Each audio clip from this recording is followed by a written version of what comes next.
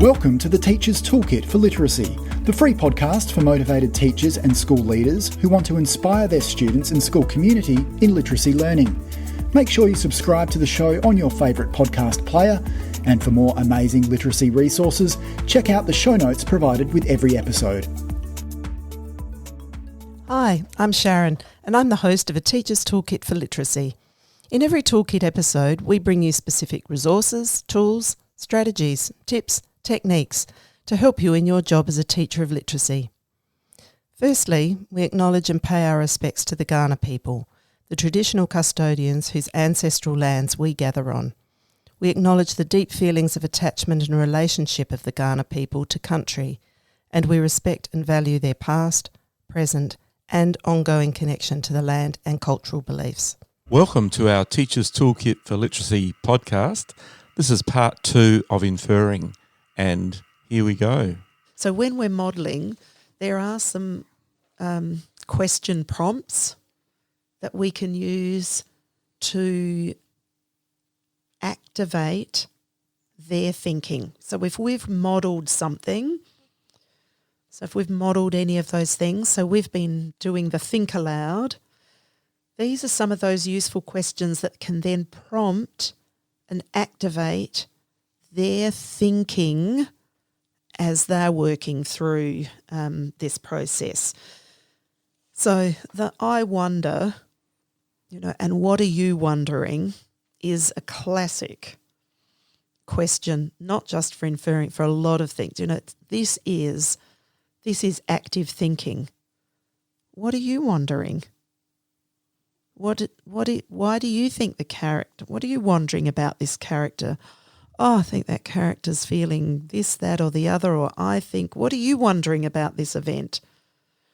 So just that can open up a door into getting just that thinking activated. And I've seen that work just so well as just my most generic question that I would ever ask, especially if I'm working with a class that I don't know what questions they've been asked or thinking prompts they've been given. But if I open up with an I wonder about any of those things, I see everybody in, because everybody, I'm opening it up to say, okay, you're all wondering something and I'm ready to listen. So I wonder, what are you wondering? Then if we wanted, and we started talking about this before, but what evidence does the author provide to support and whatever I want to say?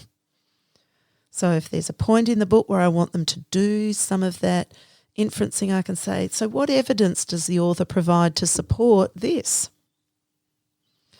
What does the author want you to realise? That's one of I think I use that question more than anything, particularly in reader response, when we're writing in readers' notebooks or in literature logs. There's, what do you think the author wanted you to realise? Great question. It's a fabulous question, because it isn't what you don't do there is draw on literal information. And that's what our students want to be able to, that's what they think we're looking for a lot of the time, the literal information. But when we say, what does the author want you to realise? It's what's the author's perspective on this? What were they trying to tell us? What did they want us to know about this character or this event or this situation or on this day? This isn't necessarily even about the whole text. This might be at the end of a chapter, chapter 2 of 13 chapters. So what is it that the author wanted you to realise from this? And I tell you what, that's some of the most wondrous writing I've ever had, some of the deepest writing I've ever had when students have responded to that question. Might be in a quick write at the end of, our reading workshop for the day. I might come back to what we were reading and say, what do you think the author wanted you to realise from that, and to do a quick write. Then they can get to do that about their own writing as well. It's such a good question. After your reading today, what do you think the author wanted you to realise? Isn't that powerful? Got to look more excited than that, Phil. I No, can see no. you thinking deeply about that though. But I'm using quick write as get a quick, just in 3 minutes, write down in your reading journal Yes. or your reader's Yep. notebook, Yep.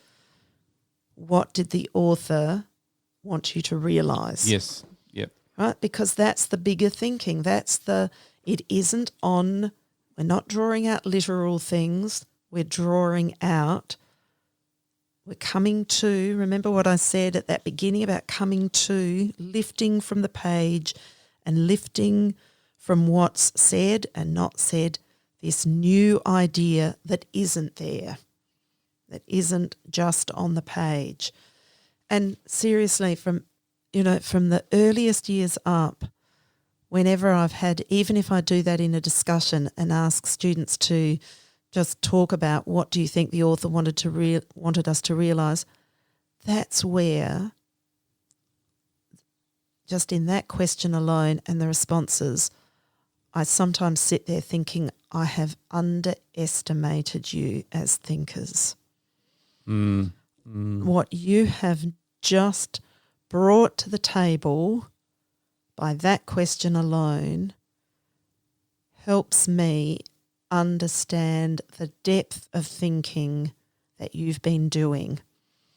And so then it can make me realise that sometimes a narrow question doesn't let them get to the big thinking that they are actually doing around these things. Yeah. Right from reception Yes. or prep. Yeah. Of course, not the, that really big, we're not expecting them to, take different perspectives and whatnot in reception, but just this, what was the author, what did you think they wanted us to know with our, receptions? I truly have had amazing things from reception. What do you think the author wanted us to know? Mm-hmm. It'll be things like that we should help somebody when they're hurt, or that, this is, and it's building that empathy, it's building that understanding of others. Yep. So, authors, what is this story about? This is a story of, it's the other way to ask about, what is this, or what was this chapter about? What was this a chapter of? And it'd be, this was a chapter of like resilience for, just keep going when you don't think you can, or whatever it is. That's the big thinking stuff we want to open up. I'm thinking that question is a bit of gold, really. Yeah. If you just hold on to that one. Yeah. Whenever you're working with comprehension and inferring. Yes. It's a great one. Yeah. Yeah. That's, as I said, that's the question I have used most frequently throughout my teaching career. That one just keeps popping up regularly, and it's where I'm always, whenever I've asked it, I think, thank goodness I asked that, because it allowed for that really insightful thinking to come about. And the wonder of that too is in discussion, when you start opening up if you open up with a question like that and we start that's where you get great discussion going. That it isn't just singular answer, it's someone's thinking this, and then like it'll be, I've just had a brainwave, or I've just had an idea. Like, what if now I'm just thinking, and so then we can add on to, rather than, oh no, that's not right, or no, that wasn't it, but so yes, with that thought, then I can, if I'm using this information as well, and remember how. This is what you'll often hear children saying, and you remember how, and then they'll draw on more things in the text. Because we're doing it together, Sharon. That's another one of our timeless teas. Yes. Yeah. Our thinkers are doing it together. So because we're doing it together, we're building on our talk. Yes. Building and building. Yeah, the building top. and building and actually getting, sometimes we could say we're getting deeper with it, or we might be going wider with it, so that we're getting this breadth of understanding about something rather than. So that's where our more literal questions don't give us a big breadth, but inferential. So things like that. What does the author want you to realise? That's part of that critical literacy too. The persuasive text. What does the author want you to be thinking? But what might the author also want you to realise? Not always a good thing necessarily. No. Okay, what Another one? what facts can you derive based on the following clues? So we might still be at that level. Now, facts, because with inferential, there is a point of determining what's a fact and what's an opinion. So we can have an opinion about something just based on our own idea of something, but we have to remember a text is coming from an author's perspective. So if we actually ask, what facts can we draw from this information from the text? That's different than I'm just using my opinion to infer something. I need to use, what is the text telling us? It's a fact that when, and I'll just use from those character pieces because it's easy to do that. Okay, we might have read in a text, that the character said, go away, he said slyly. And we might just read it, go away, he said slyly. But the fact is, he said it slyly. So how's that going to sound, and why was he saying it like that? That's the fact that we want to work with. That's the what's he being sly about? What's going on here? So if we say, what facts can we derive based on the following clues, then we can look closely in at that text to go, aha. So I might have just drawn out that sentence and a couple of others right there to actually work out what's going on here. Like a detective, really. Yes. Yeah. And as I say, I think we do this really well as teachers. When we're reading a text and we're going, oh my goodness, why did he say it like that? What's going to, often we'll hear ourselves saying, what's going to happen? And sometimes we realise by the look on our students' faces that they didn't get what that just said. So that's a time when it might be that we can draw out that bit or come back to it at another time and say, okay, what is it? What is it here? And so by doing that, then we are helping them to infer. And we can name it as that. Let me help you infer here, because we need to infer, because I can see, I've noticed you didn't quite understand what was saying here. Let me help you infer. So once we can do that, then we've got them knowing what action they can take, and we can practice an action. So rather than me just saying, it means this, let us take that as an opportunity to go, through inferencing, through looking at these clues or these facts, we can now work out what clues the author's giving us here. And by doing that, we're inferring. So I think there'll be plenty of people thinking, oh, yes, I do those things. But if we can name it and let them practice it, so we can demonstrate what we're doing and let them practice that, then they know the importance of reading those clues to get information and to build the picture. We'll know from students reading why they haven't understood that, because let's just say, let's go, he said slyly. If they've just read on that, let's go, he said slyly, then they walked into the blah, blah, blah, blah, on they go, and we know they haven't made an inference there about what's happening. So when we listen to our readers, maybe we can listen differently now about what they're doing. So with some of these questions, and we'll make sure these are all up available. I think these would be good as a Teachific resource. Yes, because they're currently not up there. They're just all on, my bits of paper around the place of the questions that I would just the one that I find useful. Yeah, one pager. So, what clues did the author give you that led to your conclusion? So, when we do in discussion talk about, okay, this is what I think, show us where the clues are that got you there.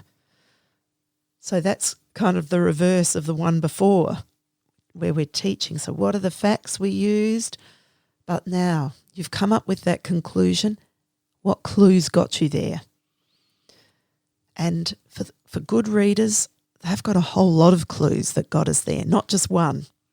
Sometimes the one clue gets us off track. But inferencing means using lots of clues, not a singular one. Otherwise, that's pretty literal. Inferential, we're using lots. What's the story beneath the story? That's a bit like, what does the author want you to realise? But it's also, what's the story beneath the story? So that's, as we move up, we say, this is a metaphor for, or yes, it's saying this, but it's also saying this. That there isn't a story that's just a straight out story. There's other things that are woven in there. Every story is a weaving of many things. This story is about, here's the sort of the linear narrative, but then woven in there are stories of persistence and maybe prejudice and all of these different things. Morals to the story. Yes, yeah. That's probably enough.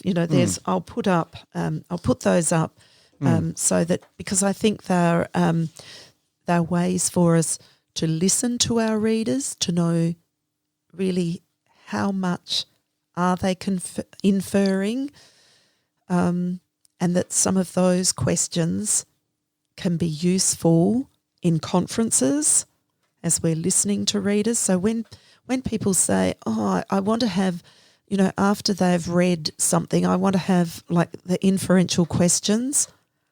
These are your inferential questions. These are the questions that can help you know what strategies they have to infer. Bit of gold there. Thank you. We got there. Yes, we got there. So in conferences, we can absolutely, find out more about what strategies, what inferencing strategies they have.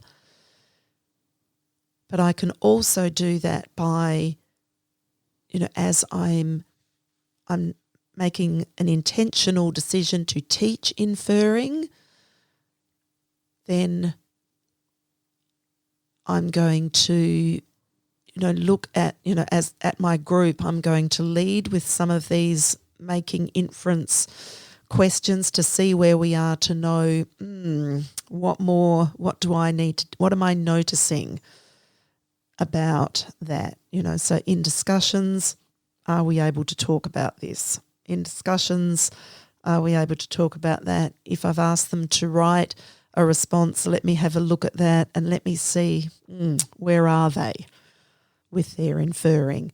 So I want to be able to make decisions about that for the mini lessons, and then I also want to, in my conferring with them, look for look for evidence in roving conferences, one-on-one conferences, and by roving I can, as they're reading, just ask them, whatever we've been working on, how's that working in your book? What clues have you used to come up with something today? Or I'm really not saying that very clearly at all, but that independent practice time is when we can use our roving conference to check in on how they're using that strategy. I was going to say, we've talked today a lot about the mini lesson, but the actual independent practice when they go off and try this inferring in their own text is a really important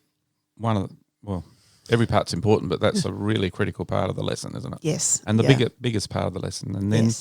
And then the talking about what they did with a partner or to the class is so important as well. Yeah.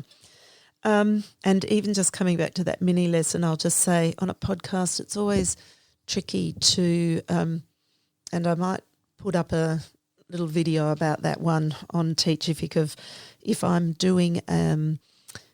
going to model or demonstrate and explain in a mini lesson how I might do that with an an inferring strategy, what that might look like and what language I would use with that. So let me, and how I might anchor that then on the anchor chart and how that moves through. Good one for video. Yeah. Yep. But assessing students, there's probably three things that we can really, if we said how effectively are they inferring, which would be in relation to how high impact my mini lessons have been, because they can't know how to do these things if we don't explicitly teach it. And in fact, I meant to mention this earlier, but I just wanted to make the point that when it comes to explicit strategy instruction, like we're always talking about the workshop model, and that the mini lesson is that opportunity for explicit strategy instruction.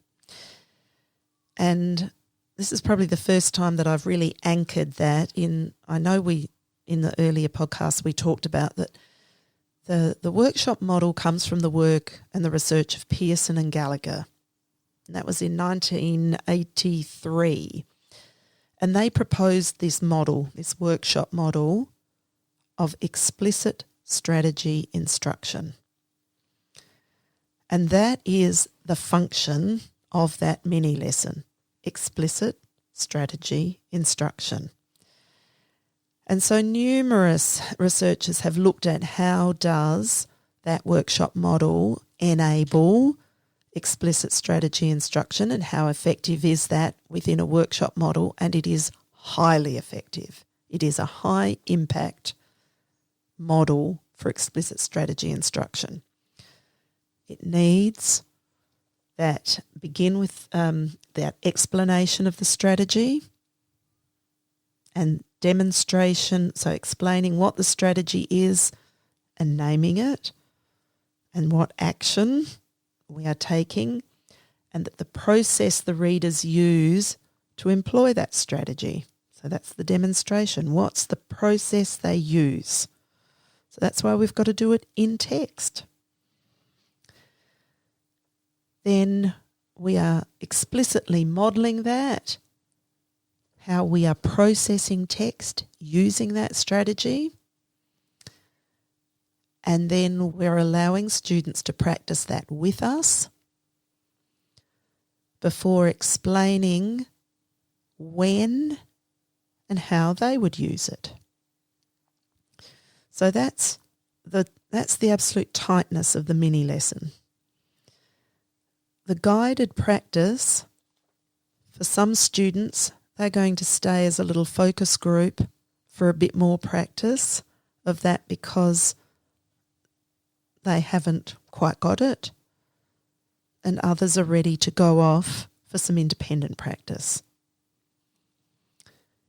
And I'm checking on that, how they're going with that during that independent practice time.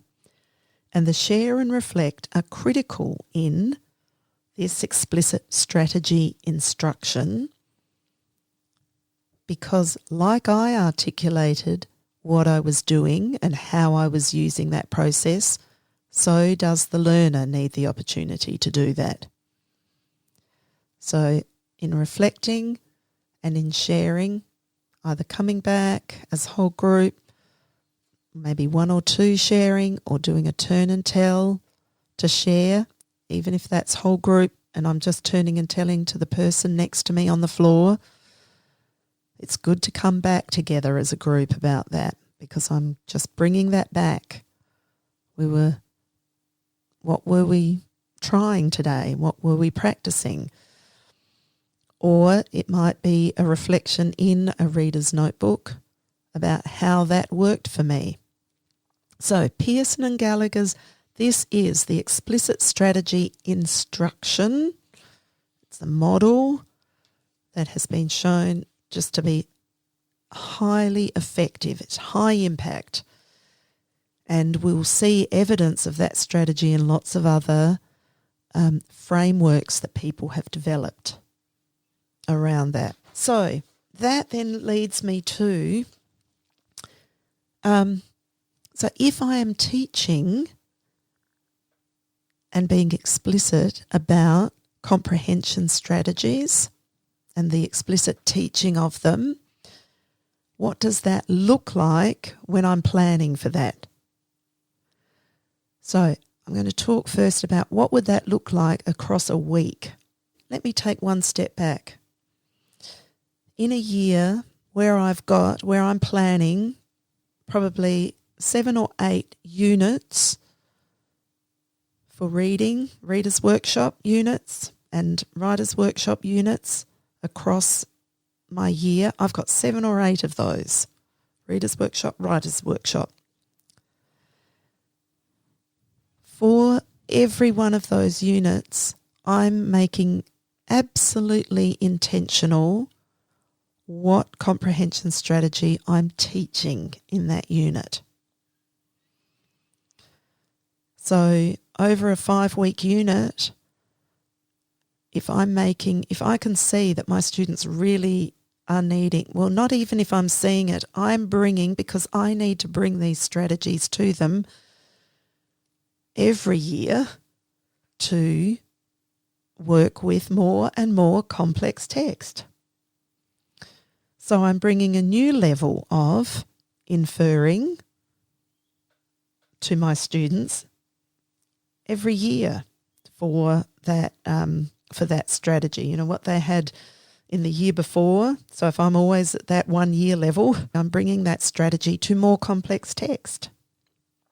So their reading demands, what they're doing at a word solving level and a fluency level and a vocabulary level and a comprehension level, I'm making all of those things deeper and deeper and deeper, or wider and wider and wider, to deal with and to manage and enjoy and understand a bigger range of texts. So in a week then, I would probably dedicate 3 of my mini lessons to teaching a comprehension strategy, and the one that I'm working with, inferring in this case. So over a 5-week period, I might have anywhere up to 15 focused inferring mini lessons, because I can't teach that in a day. They can't learn that in a day. And from the things that we talked about, all of those things that we are learning to do as we infer, it's a complex array of things. And I want to build on and build on and build on things that at this level, the text we're working with, and in read alouds, what I can infer as I'm listening to is teaching me the bigger work of this as a strategy. So And I don't want them thinking about it just in that inferencing in the reader's workshop. How are we doing that when we are viewing text or reading or listening to texts in science or in HAS? How are we, because we're still inferring in informational text. So I want to be intentional and planned about bringing and covering comprehension strategies. If they've got good knowledge and I can see, I'm not going to stick with something if they don't need it. If we've done 3 mini lessons on that and I've looked at what they're doing and I go, oh my goodness, this is fabulous. I might have 2 or 3 comprehension strategies in a unit, remembering, as I said, that they're not all in isolation of each other. I'm not just teaching inferring only. I need, what about background knowledge? How's that used in there?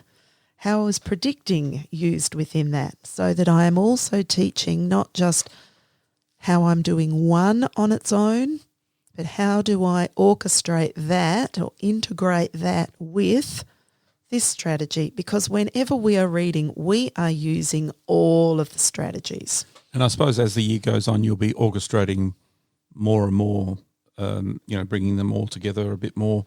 You might start a bit more singly at the start of the year. And I suppose that's why I have chosen inferring of all of them to begin with. Because people ask me about that the most often, I feel like it's the one that we feel least comfortable in teaching. And so each year when we've got students coming to us, it always feels like the one they know least about. I think it can take some good focused time to be intentional and explicit about that. If we're in a school and we are intentionally putting the explicit teaching of comprehension strategies into our mini lessons every week, 2 or 3 times a week, then can you imagine where our students are and how we can, over time, we can just be integrating those strategies more and more seamlessly as we're building their, if we've started in reception with inferencing of character feelings, that's a lot we're working with then in year 1. Sounds like a whole school plan for comprehension is really the way to go, just like spelling.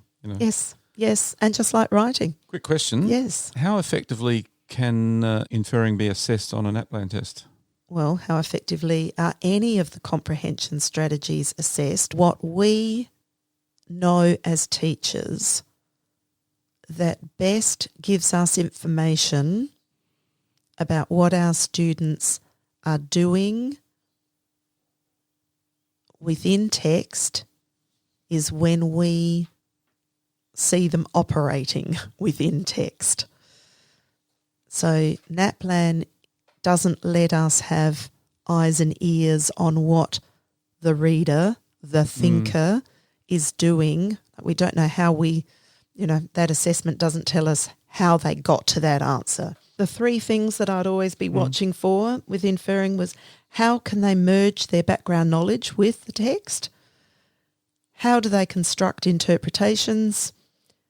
And making judgments after considering all the information presented in text. How effective are they at not just using one bit of information, but using all the information presented in text? So there are 3 really good guides for us to go, how effective, like out of all of that information I gave today, what would be at any year level, what would we be looking for? They would be, how effective are they doing those things? And are they a beginner with it? Are they on the way? Or are they solid? Going on to our key question, what's a good tool that you've used with teachers in classroom? All right. So actually, the tool I was going to talk about, and I've hammered on about it already a lot today, and it is that mini lesson. If it's going to be explicit instruction Yep. and of a strategy, then that mini lesson isn't just the mini lesson. It's all those things that I talked about that a mini lesson has to have. You know, that we can, a mini lesson, what would Gertrude Stein say? A mini lesson is a mini lesson is a mini lesson. No, it has to have those elements of explicit instructional strategies. Yep. So really, I wanted to bring mini lessons to it because this week, the tool, we've got these teachers that I had the absolute privilege of observing them trying to really get that mini lesson as a highly effective and full of impact, of high impact. It becomes just such a powerful tool, so powerful. And then it's a really great routine for us to know that if every day we've got a mini lesson that's that effective because it's got those elements, then there's real assurance in that, isn't there? But also time to practice. Oh, without a doubt. That mini lesson, yeah. And then if I just add to tools, we've talked about a few, we'll put these in the show notes, but there's a few texts, professional texts that are good ones for thinking about. So the Fountas and Pinnell Continuum of Literacy Learning, for reading all of the comprehension strategies that are in there. That's, if you've got access to that as a resource, that's a good one to tap into. Harvey and Goodvis's book, Strategies That Work, great teacher resource that covers all of the comprehension strategies. Valerie Ellery has written a book, Creating Strategic Readers, and that book looks not just at comprehension, but at because it's an American book, looks at the big five that we refer to in Australia, the big six. So phonemic awareness, phonological or phonics, fluency, vocabulary, comprehension. So that's a really great resource. Reading with Meaning by Debbie Miller, wonderful for junior primary, for the early years, reception 1-2, looking at comprehension teaching in those early years. And, of course, Sheena Cameron's got all of her work on the comprehension strategies. So some good teaching tools there. Fantastic. And a tantalising text that you've been using recently. All right. Something that's come up in a few schools recently has been graphic novels. And so a few podcasts back, Giselle Pulford talked about informational texts. But she's also had the podcast on picture books for older readers. Yes. I don't know that we talked about graphic novels at that point. Graphic novels, I wanted to link this to today. For inferencing, a lot of inferencing is required for the graphic novel because we are working text and the graphics. So when we talk about students being able to get deeper or go wider with their inferencing, we want them to be able to do that with a range of texts. And so for some students, accessing graphic novels can be a way to support our readers further if we are helping them to understand how they are reading the graphic, reading a graphic novel. Because sometimes we go, oh, it's got pictures, it's going to be easier to read. Yes, that's going to get us in. For some students, it's using text and illustrations more. So the series Bones by Jeff Smith and the Amulet series, can't think of the author off the top of my head, those are geared for, probably the middle upper range. But one series, it's actually... Middle upper primary. Yes, Yep. sorry, yes. The Phoenix series, which comes out of the UK, but I only came across these not that long ago myself. But it's called the Phoenix Presents series, and they're geared at or aimed at the 7 to 9 year old, so a little bit younger. And I know there's also graphic novels of fairy tales and those, but these Phoenix Presents series, the one that I'm just sitting with at the moment is called The Mystery of the Crooked Imp.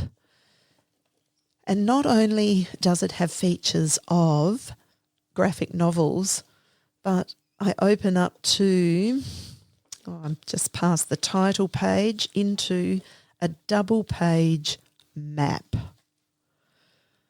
So we're in a fantasy land.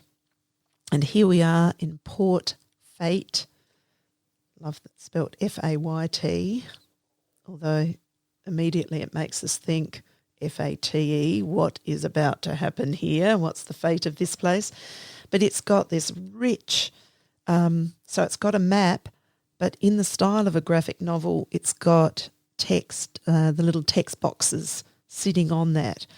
So for our younger readers, it's geared for that 7 to 9 year old range, but bringing not just graphic novel features to it, but this rich range of other text features in there that, once again, we need our students really having their word solving strategies and comprehension strategies really, co-developing so that they can really get into and work with these wonderful texts. Fantastic. Just another tantalising text piece. I just wanted to add in that this is an intentional piece that we did in a school this last week, and that is come up with, so for a reception class, we are looking intentionally for their classroom libraries. What alphabet books do we want for, to put on the list, not for next year, for this year already, but what alphabet books and counting books. So together as a team, we're working out what are the best of those books that we can bring to our students to really do the work that's needed, because we know alphabet books, especially ones that connect to letter sounds and give us that information, letter names and sounds, just really bring another whole level to our students of, their alphabetic knowledge and understanding. So we've been on an intentional search for bringing those to make it part of the classroom instruction and part of the classroom library that students are accessing. Because we've actually noticed, because when we went searching in the school for alphabet books, we found 3. Right. So that's not enough. Yep.